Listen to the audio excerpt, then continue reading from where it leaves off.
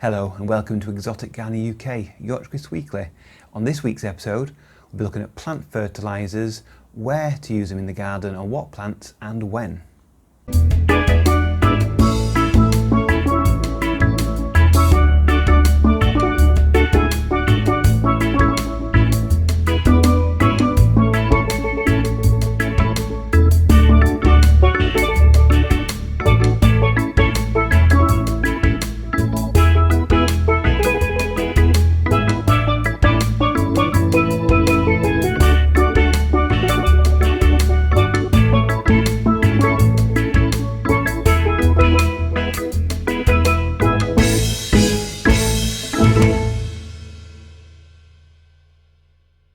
So I could do lots of different videos on plant fertilizers, but in this episode we'll be doing an overview of all different types of fertilizers, when to use them in the garden and what plants to use them on. So we've got lots of different ones. I've got a few in front of me here and I'm going to go through a few that I use and where I use them in the garden. So we have two main types of fertilizers. We have organic fertilizers and we have chemical fertilizers, man-made manufactured fertilizers. So for example, a man-made chemical fertilizer is something like Miracle-Gro, including something like this continuous release all-purpose fertilizer, which are little pellets. And an organic one is something like the seaweed fertilizer here, but then we've also got things like chicken pellets, horn and hoof, bloodfish and bone, etc. like that. And other chemical types, we've got things like a soluble powdered fertilizer like this, Grow More as well. And the difference is the chemical ones are normally very fast acting and there'll be certain nutrients that will be released quickly or a controlled way, but they're quick to be absorbed by the plants. Whereas the organic fertilizers are normally slow to be released because you need sort of organisms in the soil, microbes, etc. to break down the fertilizer before the nutrients are released and given to the plants. So a few common fertilizers that I use are the seaweed fertilizer. It's like a growth stimulant, organic. And this basically you can either use as a liquid feed or a foliar feed.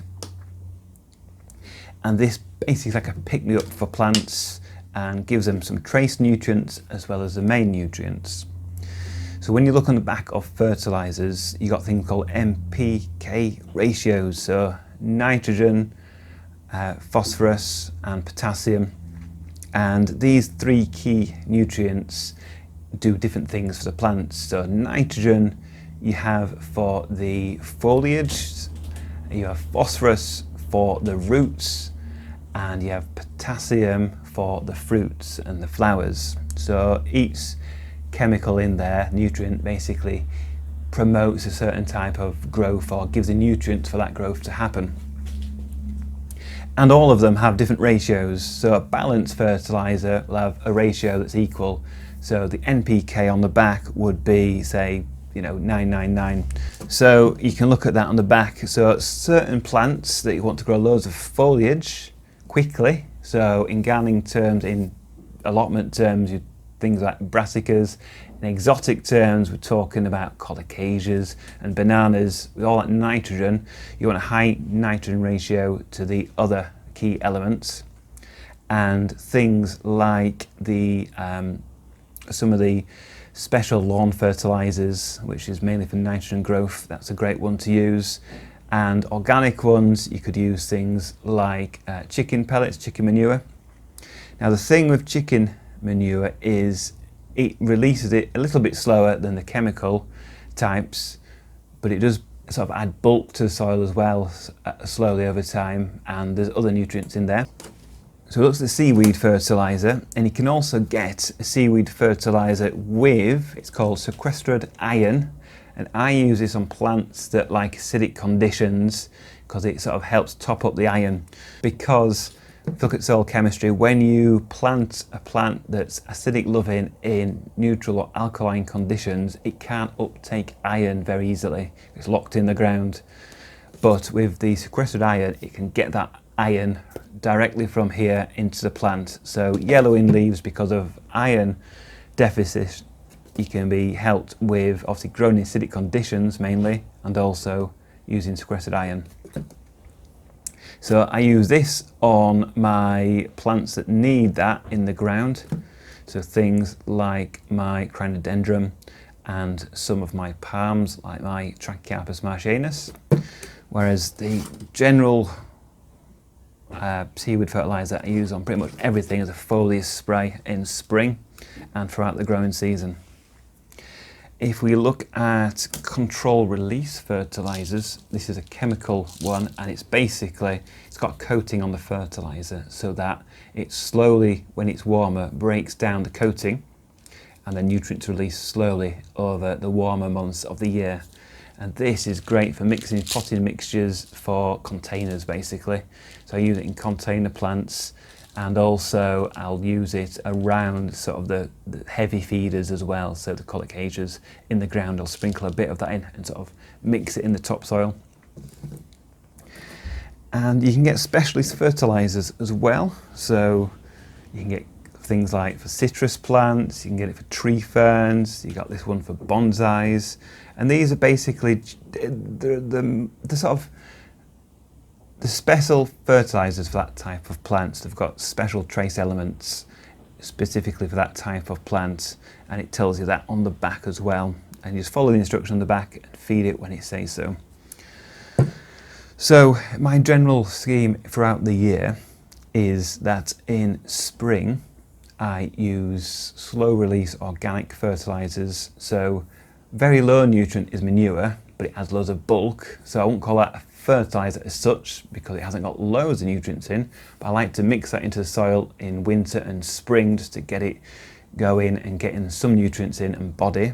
But then things like blood, fish and bone I use in spring, and I put that round all of the shrubs and the palms in the ground.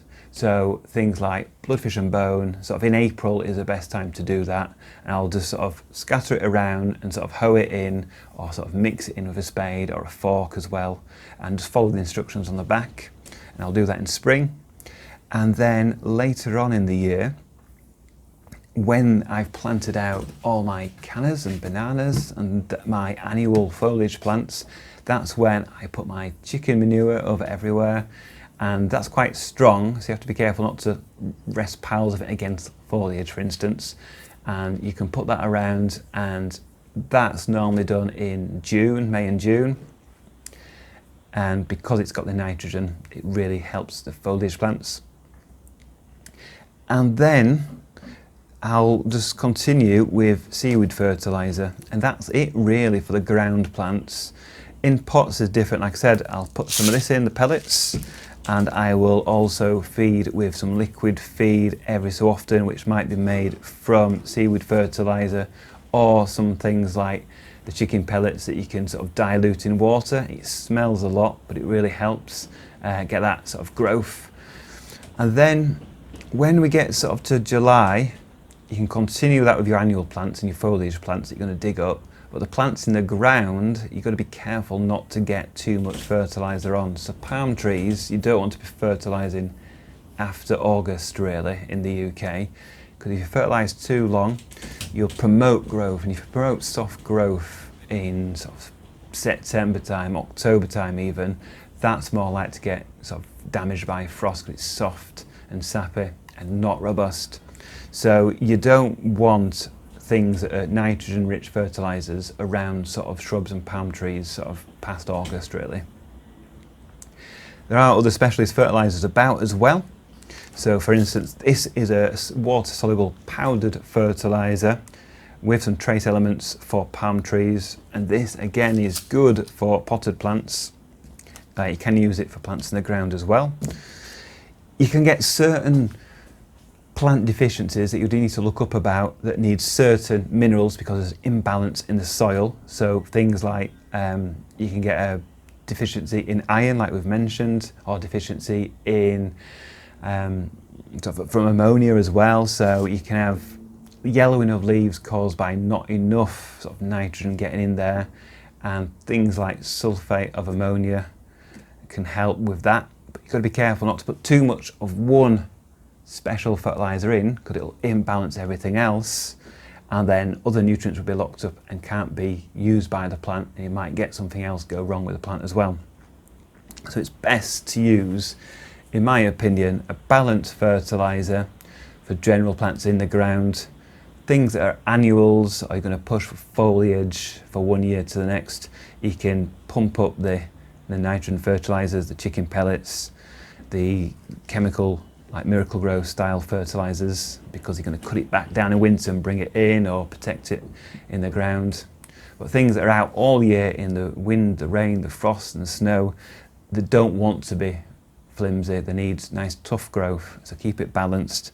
And I like to keep to organic fertilizers, so I do use manures, bloodfish and bone in spring, seaweed fertilizers, which is a tonic for everything I find as well. And I've got sulfur on here because it can acidify the soil, so it helps with nutrient balance if you're on alkaline soil and you're trying to help grow plants that don't like alkaline conditions. Ideally grow plants that suit your soil.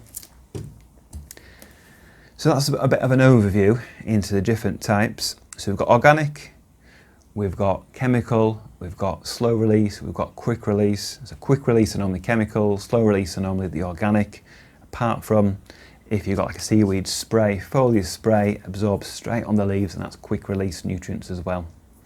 So that gives you some sort of idea of what fertilizers to use. I could do lots of other videos on certain plants if you're interested, and what fertilizers are best at what time of year. For instance, bamboo fertilizers, you want to feed the rhizomes after they've shot for the sky. So in summer and early autumn, you want to feed them heavily so that they build up the rhizomes for next year's culms to shoot out. So things like that are specific to certain plants. And obviously if you're growing things all year round over winter, you can fertilise if it's warm and light indoors as well with indoor plant foods. So there's quite a bit of, certain fertilisers for certain plants. But generally, if you've got healthy soil, you keep adding that organic material, you do a bit of top dressing of your bloodfish and bone or chicken manure in spring, then you're on top of your fertilising, then you'll get nice healthy plants. Just don't go mad with certain fertilisers for too long. So hopefully this video has been helpful to you. Thanks for watching. If you're not subscribed, please do so, and join me next week. We'll be doing more in the garden.